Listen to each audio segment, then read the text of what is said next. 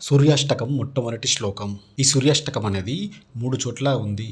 అత్యంత పురాతనమైనది ఋగ్వేదంలో, రెండవ ప్రస్తావన సాంబ పురాణంలో ఉంది. కృష్ణుని కొడుకైనటువంటి సాంబుడు తన అనారోగ్యాన్ని తగ్గించుకోవడానికి సూర్యుని స్తుతిస్తూ ఈ సూర్యాష్టకాన్ని పఠించాడు.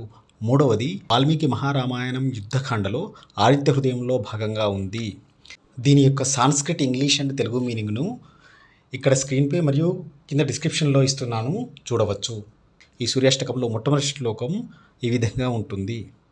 ఆదిదేవ నమస్తుభ్యం ప్రసీద మమ భాస్కర, దివాకర నమస్తుభ్యం ప్రభాకర నమోస్తుతే.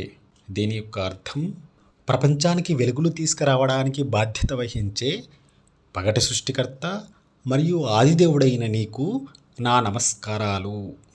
ఓ దివాకర, దయచేసి నాపై దయ చూపండి.